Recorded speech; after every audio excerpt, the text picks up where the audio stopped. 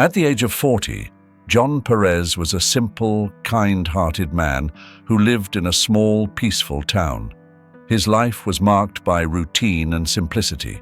He would wake up early each morning, prepare his breakfast, and head to work at the town's hardware store, where he had worked since his youth. He was known by everyone as a hard worker, always willing to lend a hand to anyone in need. Although John was a kind and sociable man, his life lacked something fundamental, a family of his own. He had never married nor had children. The reasons were varied, from dedication to work to shyness in matters of the heart. However, his kindness and willingness to help others had made him a beloved figure in the community. Every afternoon after closing the store, John would return to his modest but cozy home. There, he spent most of his free time tending to his garden, a space that he had carefully cultivated over the years. His hands, strong and calloused from work, moved delicately among the plants, pruning and watering, making sure that each flower and shrub received the attention it needed. The garden was his refuge, a place where he found peace and solace. However, despite the beauty and serenity of his garden, a feeling of emptiness persisted in his heart. The nights were the hardest. John would have dinner alone in his kitchen, the large table seeming desolate with only one plate set. Loneliness became more palpable in those moments, when the silence of the house seemed to envelop him completely. The walls, decorated with photographs of landscapes and past moments, did not offer the warmth of a family. On weekends, John used to participate in town activities. He attended Sunday Mass, joined community gatherings, and often helped his neighbors with minor repairs around their houses or gardens. He was a man of practical skills and a generous heart. He never asked for anything in return and always had a smile for those who came to him for help. One afternoon, while repairing the fence of Mrs. Gomez, an elderly widow who lived 2 houses down, she commented, "John, you are a wonderful man. I don't know what we would do without you. Have you ever thought about starting your own family?" John smiled, but there was a hidden sadness in his eyes. "I've thought about it, Mrs. Gomez, but it seems fate has other plans for me. I am happy with my life, as it is." Mrs. Gomez looked at him sympathetically and added, "Well, you're still young. You never know what the future holds." Although John appreciated Mrs. Gomez's comments, deep down he knew that loneliness was his constant companion. The words of his neighbors, though well-intentioned, did not fill the void he felt. Every night, as he lay down to sleep, John dreamed of having someone to share his life with, someone to accompany him in the small joys and challenges of each day. The seasons passed, and John's garden bloomed with vibrant colors in spring and summer, only to undress and rest under the winter snow. His life, on the other hand, remained constant, a routine of work, gardening, and community service. Although he was surrounded by people who appreciated him, the absence of a family of his own was a persistent shadow in his life. John Perez, with his quiet and routine life, never imagined that a chance encounter in the park would change everything. It was a cool autumn afternoon when John decided to take a walk in the park, as he used to do, to clear his mind after a long day at the hardware store. As he walked, he noticed a young woman sitting on a bench, clutching a baby and with tears in her eyes. John, always willing to help others, approached cautiously. "Are you all right?" he asked in a gentle voice full of concern. The woman looked up, her large, frightened eyes meeting John's. She hesitated a moment before answering. "I have nowhere to go," she said, her voice barely a whisper. Without a second thought, John offered his help. He took her to his home where he gave her hot food and a place to stay. Over time, John discovered that the woman's name was Eleanor and that she had escaped an abusive relationship, taking her young son, Carl, with her. Eleanor was a strong woman, but the weight of her past and the responsibility of caring for her son had exhausted her. For the following weeks, Eleanor and Carl stayed with John. As the days passed, Eleanor began to trust John more, sharing details of her life and her struggles. John, in turn, found comfort in her company, and a new feeling began to grow in his heart. "John, I can never thank you enough for everything you have done for us," Eleanor said one night as they watched the stars together from the porch. "You don't have to thank me, Eleanor," John replied, smiling warmly. "I do it because I want to. You deserve to be safe and happy."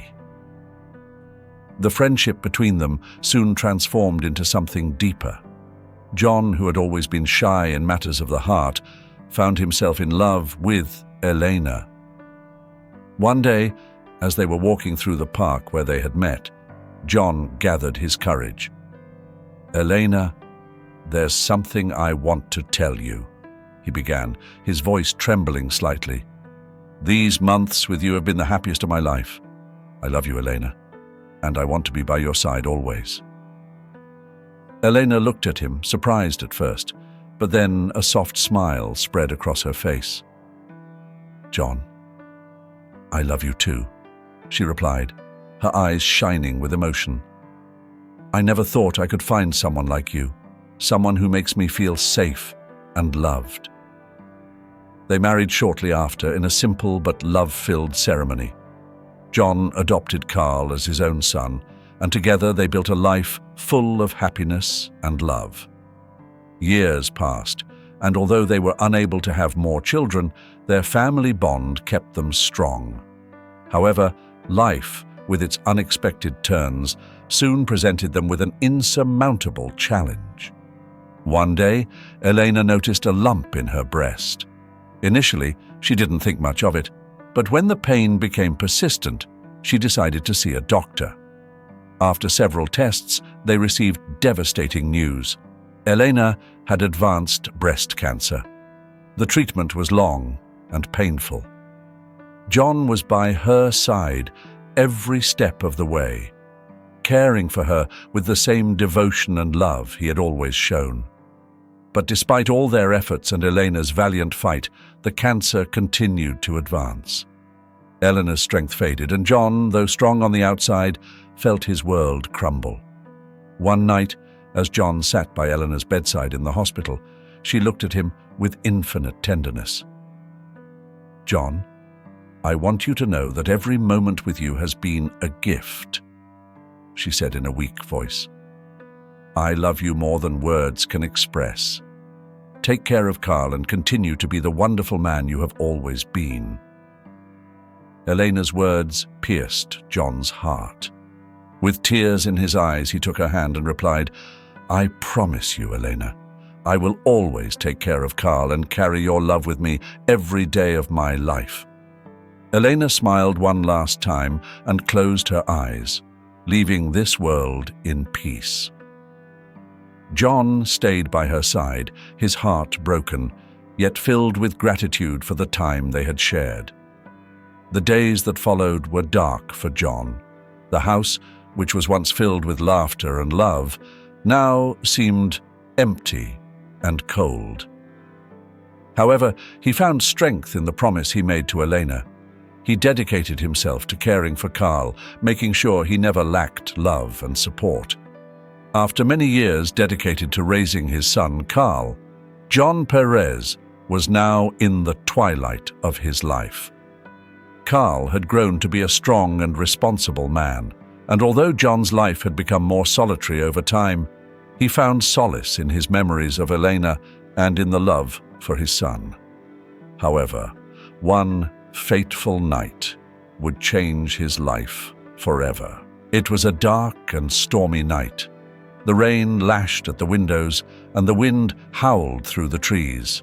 The electricity had gone out throughout the neighborhood, and John, after a long day working in the garden, lit a candle to illuminate the living room. He settled into the old sofa, feeling exhausted, and soon fell asleep, unaware that that sleep would bring tragedy. While John slept, the candle, placed too close to a curtain, caught fire. In a matter of minutes, the flames spread rapidly, devouring everything in their path. Thick smoke filled the room, and John, sound asleep, was unaware of the imminent danger. Neighbors, upon noticing the smoke and flames coming from the house, ran to help. Shouts of alarm echoed down the street as several men and women tried to break down the front door. Finally, they managed to get in and found John unconscious on the sofa, surrounded by smoke and flames. With great effort, they pulled him from the burning house, but John was unresponsive. He had inhaled too much smoke. They rushed him to the hospital where doctors fought to save his life. John fell into a deep coma, and the following weeks were an agony of waiting for his son Carl and his daughter-in-law. 24 days later, against all odds, John woke up, but the relief of his awakening was soon overshadowed by a devastating reality. Carl was sitting by his bedside when John opened his eyes for the first time.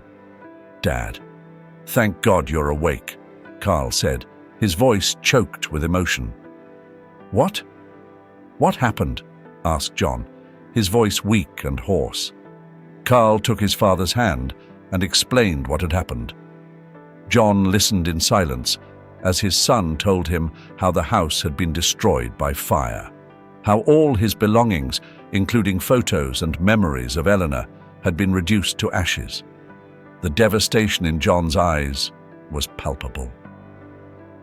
Everything is gone," John murmured, feeling a profound sadness. Carl squeezed his father's hand tightly. "Dad, the most important thing is that you're alive. We'll get through this together." After being released from the hospital, John moved in with Carl and his wife. After the devastating fire that destroyed his home, John Perez moved into the house of his son Carl and his daughter-in-law, Mary. At first, John felt a deep gratitude for having a place to stay. Carl's house was spacious and comfortable, and his children welcomed him with open arms. "Thank you, son, for all this," John said one afternoon as Mary showed him his new room. "Dad, you're part of the family. This is the least we can do," Carl replied with a smile. Despite his words, the feeling of being a burden began to invade John little by little. The daily routine of Carl and Mary's house was very different from what John was used to. Both worked long hours, leaving the house early in the morning and returning late at night. John, accustomed to his active life in his own home, found himself alone most of the time. One day, as they had breakfast quickly before leaving for work, Mary said to Carl, "We have to hire someone to help Dad during the day. We can't leave him alone for so long." "You're right," Carl replied. "I'll ask Jane, our neighbor, to come and help." Jane was a kind and generous woman, always willing to help. She gladly accepted the task and began visiting John daily, bringing him meals and making sure he was okay. "Hi, John. How are you feeling today?" Jane asked on one of her visits, placing a tray of food on the table. "I'm fine, thank you, Jane. I really appreciate what you do for me." Although Jane was pleasant company, her visits were brief. She had her own family and responsibilities, so she could only stay for a short time each day. As the weeks passed, John began to feel increasingly isolated.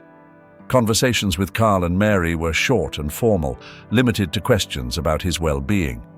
"How was your day, Dad?" Carl would ask each night. "Good, son, thank you," John would reply, though he felt a deep loneliness inside. The situation worsened when John began to overhear comments from Jane that, though unintended, fueled his insecurity. "Carl and Mary are so busy. It must be hard for them to take care of you and work so much," Jane said one afternoon.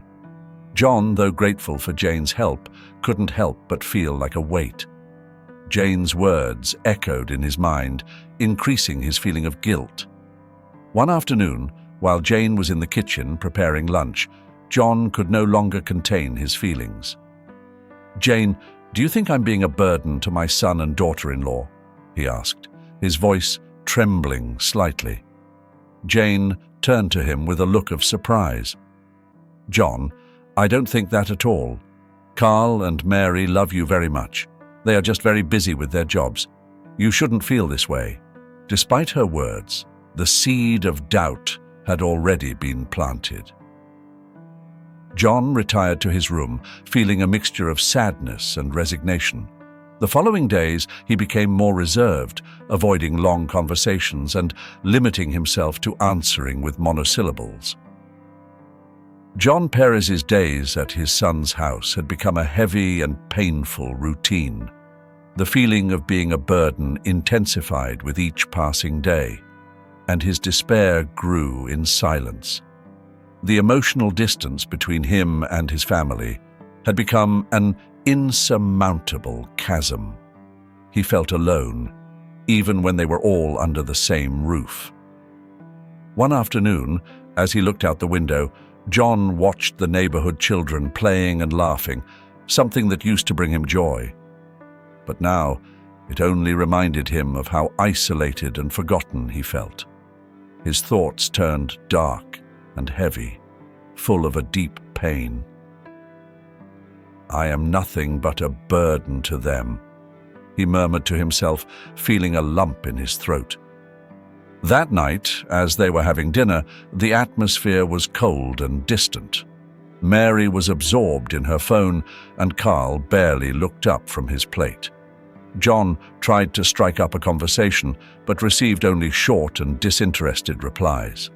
Finally, with a sigh, he decided to retire to his room.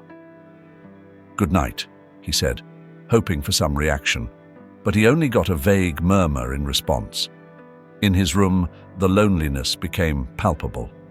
The walls seemed to be closing in on him, and the memories of happier times became ghosts that tormented him. John opened the drawer of his nightstand and took out a bottle of pills he had been prescribed for pain. He stared at them, feeling that they were his only way out of that endless suffering. "This is the best for everyone," he thought, as he poured a handful of pills into his trembling hand.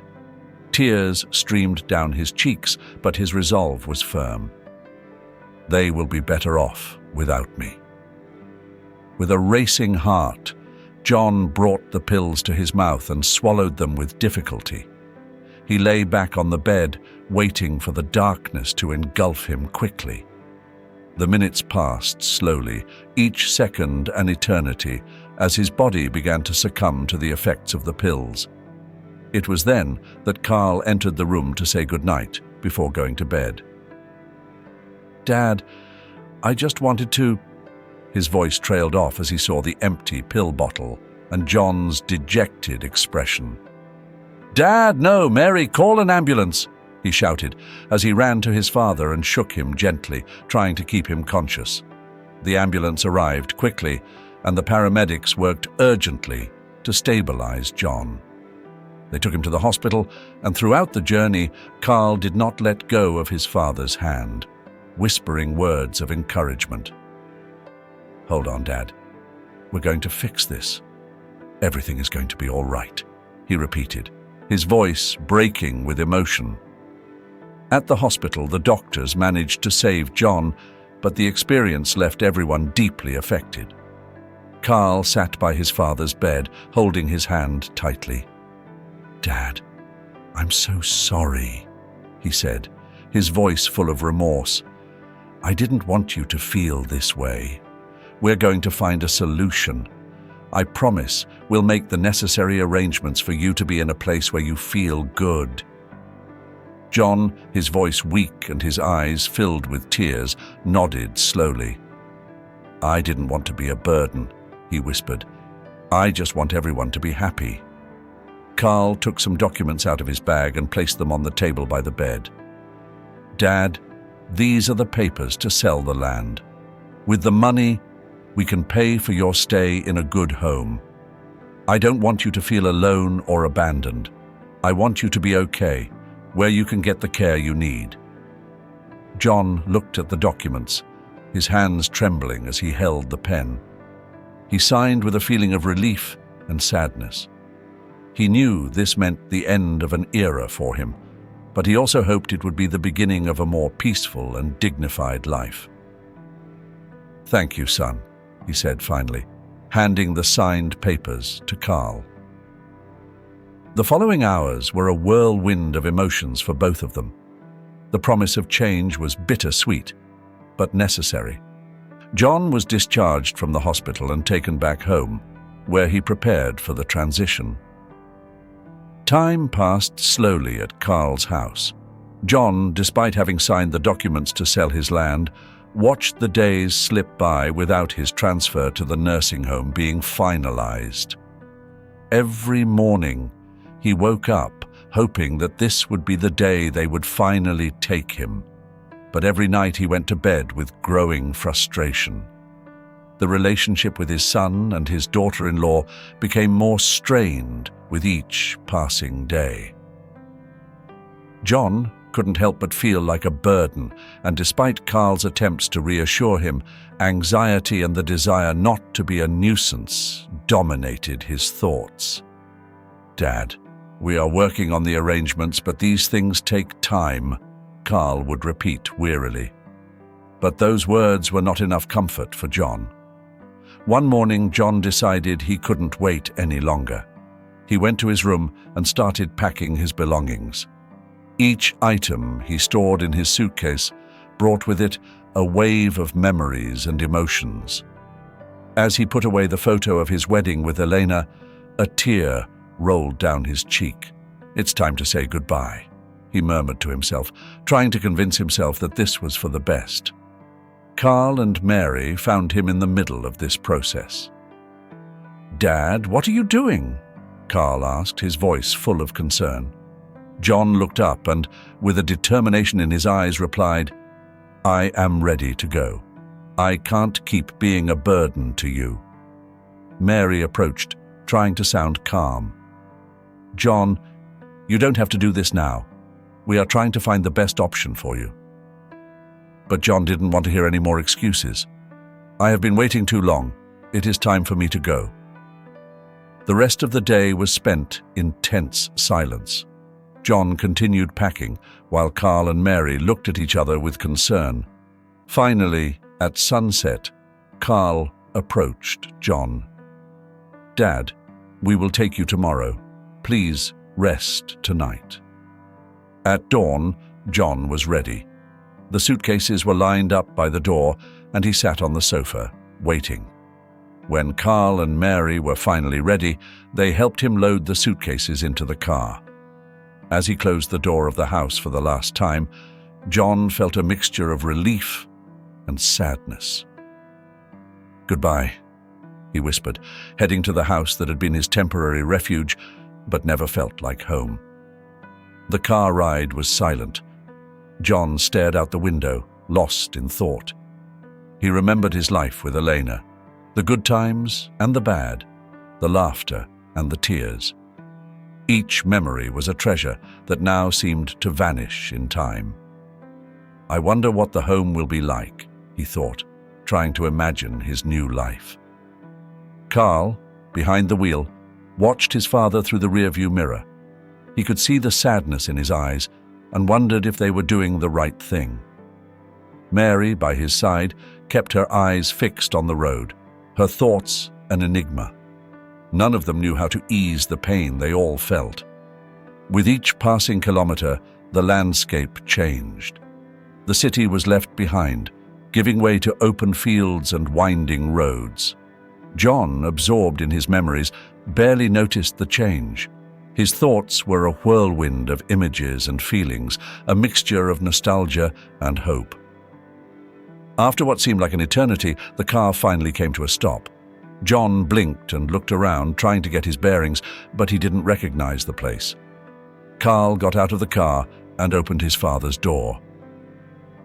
"Dad, we're here," he said softly. John stepped out of the car with difficulty, leaning on his son's arm. He looked around, searching for any sign of the nursing home he had imagined, but what he saw took his breath away. The car had stopped in front of a house that, at first glance, seemed strangely familiar to John. As Carl turned off the engine, John peered out the window, trying to place the location. The facade of the house, with its clean new lines, evoked a distant echo in his memory. Carl stepped out of the car and opened his father's door. "Come on, Dad. I want you to see something." John, his legs trembling, stepped out of the car, leaning on his son's arm. His eyes scanned every detail of the house's exterior, from the front door to the meticulously kept yard. There was something about this house that reminded him of his old home. "Where are we?" John asked, his voice laden with confusion and curiosity. Carl smiled, a smile full of pride and relief. "Dad, this is your house. We rebuilt it for you." John's heart skipped a beat. He looked at his son, searching his eyes for confirmation. "My house? But how is that possible?" Carl nodded and guided him towards the door. "We did it with the help of the neighbors. We used the permits you signed for the construction. Everyone pitched in to make this happen." As Carl opened the door, John felt a surge of emotions swirling within him. They entered the house, and each step he took transported him to memories of his former life. The living room, with its new decor, still retained the essence of the place he and Elena had created together. The walls, though freshly painted, seemed to whisper stories of the past. John slowly walked through each room, his mind struggling to accept what he was seeing. Everything was there, just as he remembered it, but improved, renewed. He stopped in front of a framed photo of him and Elena at their wedding, his eyes welling up with tears. "I can't believe it," he murmured, his voice cracking. Carl placed a comforting hand on his father's shoulder. "Dad, we knew how much this house meant to you. We couldn't let you go to a nursing home. This is your real home, where you've always belonged." Overwhelmed with emotion, John sank into a chair. Tears streamed freely down his face, a mixture of disbelief, joy, and gratitude. "Thank you, son. I don't know how to thank you all for this." Carl smiled and sat next to him. "You don't have to thank us for anything, Dad. Everyone wanted to help you. This is what you deserve." The afternoon slowly faded as John continued to explore his rebuilt home. Every corner, every detail had been carefully thought out to maintain the essence of his old home. In the kitchen, new appliances gleamed, but the wooden shelves, carefully restored, retained the warmth and familiarity he remembered. In the bedroom, the bed was made with new sheets, but the old quilt Elena had sewn was still there, waiting for him. John caressed it, remembering the nights he had spent by her side, talking in hushed tones about their dreams and hopes. "Elena, I wish you could see this," he whispered, feeling a peace he hadn't felt in a long time. As dusk settled, Carl and Mary joined John on the porch.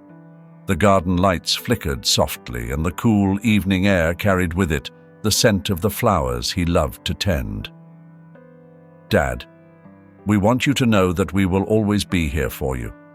This is your home, and we want you to enjoy your years here, surrounded by everything you love." John, his voice still trembling with emotion, replied, "You don't know what this means to me. I thought I had lost everything, but you have given it back to me. Not just the house, but also hope and love. Thank you for not giving up on me." The night went on, and for the first time in a long time, John truly felt at home. The despair and the feeling of being a burden vanished, replaced by a deep sense of belonging and gratitude. He had found his place, not just in a rebuilt house, but in the heart of a family that had never abandoned him. The rebuilding of his home was more than just a physical renovation. It was a restoration of his spirit, a reminder that love and dedication can overcome any adversity.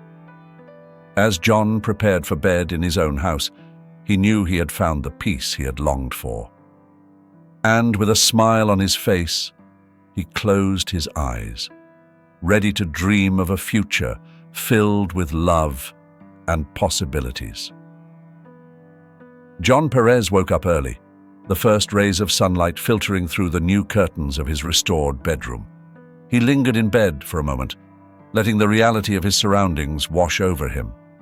The previous night had been a whirlwind of emotions, and now, in the calmness of the morning, he felt the need to explore every corner of his rebuilt home. He got up slowly, his joints protesting slightly from the inactivity of recent months. He walked towards the kitchen, finding a modernized space that still held the warmth of his old home. The appliances gleamed with a new sheen, but the wooden shelves carefully restored reminded him of the years he and Elena had spent cooking together. He ran his hand over the surface of the table, feeling a deep connection to every detail. The living room was welcoming, with new furniture that blended perfectly with the relics of the past. A hand-knitted blanket made by Elena rested on the sofa, a familiar touch amidst the renovation. John sat for a moment, letting himself be enveloped by the feeling of home he had missed so much. The clock on the wall, one of the few objects that had survived the fire, ticked rhythmically, a comforting sound in the silence of the morning. He decided to go up to the second floor, where his bedroom was located. As he opened the door, a wave of nostalgia hit him. The bed was made with new sheets, but the old quilt Elena had sewn was still there, waiting. John approached and ran his hand over the soft fabric, remembering the nights he had spent by her side, talking in hushed tones about their dreams and hopes. On the nightstand, a small table clock marked the hours with precision, another silent witness to the passing years. As he walked around the house, the front door opened and Jane, his neighbor, entered. She was carrying a photo album in her hands, one that seemed to have been salvaged from the wreckage. "Good morning, John," she said with a warm smile. "Look what I found among the things we were able to save." John took the album with trembling hands and sat down on the sofa. Jane sat beside him as he opened the first page. The photos, though a bit damaged, were a vivid testament to his past life. There he was, young and full of life, next to Elena on their wedding day. He turned the pages slowly, each image evoking memories filled with love and sorrow. "I remember this day," John said, pointing to a photo of him and Elena in the garden, laughing as they planted flowers. "It was one of the happiest days of my life." Jane nodded, respecting the silence charged with emotion. "I know how much these photos meant to you. I'm glad we were able to save them." Tears welled up in John's eyes as he continued to turn the pages. There was his son Carl, taking his first steps, and then on his first day of school. Each image was a reminder of the moments they had shared, of the lives they had built together. He closed the album with a deep sigh, feeling a mixture of sadness and gratitude. "Thank you, Jane. I don't know how to thank you enough," John said, clutching the album to his chest. "It's the least I could do," Jane replied, standing up. "Now, enjoy your home. You're surrounded by people who love you."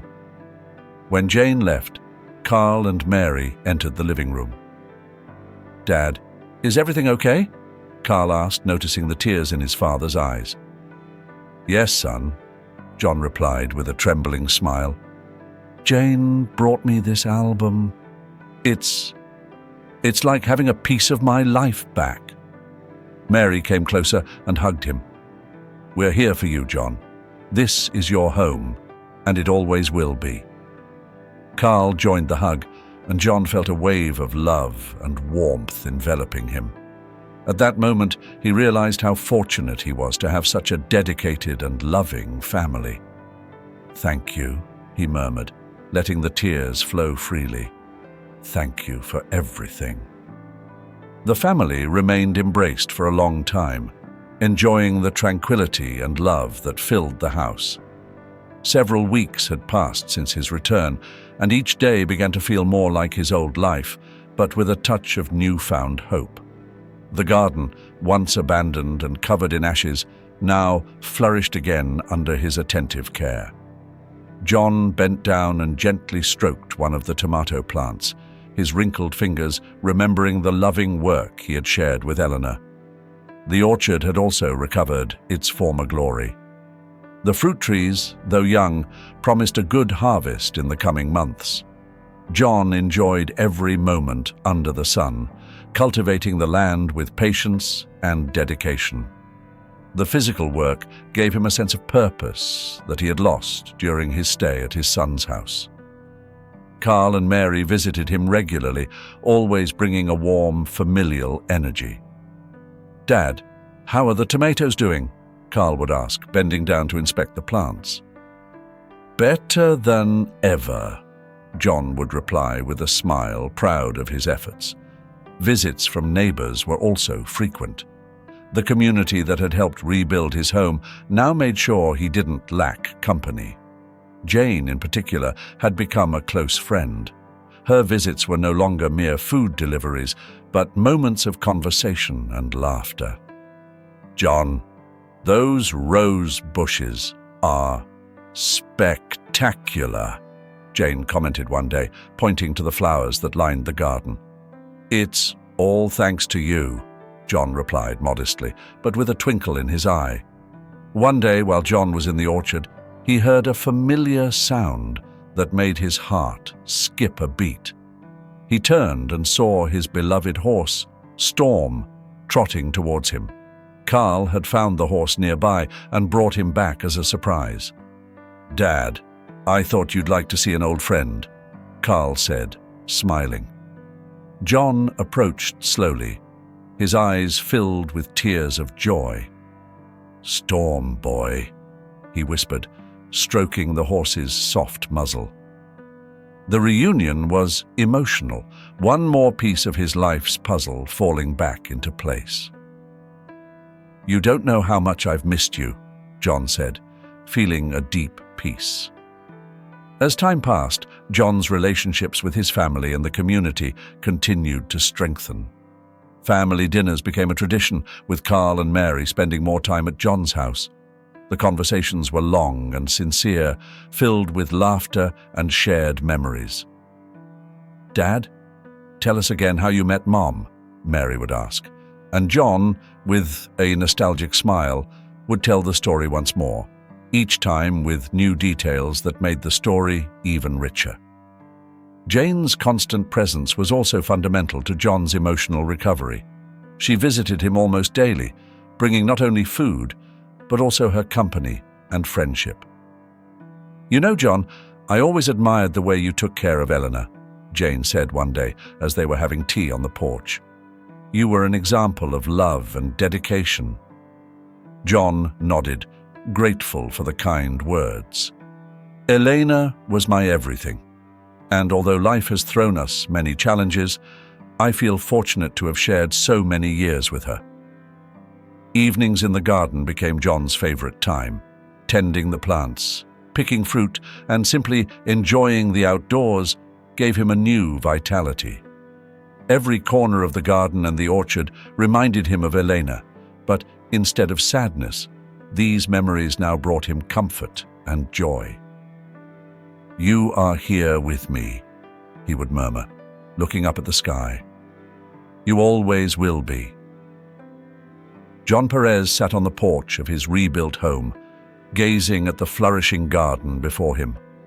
The setting sun bathed everything in a golden light, and the air was filled with the sweet scent of the flowers he and Elena had planted together.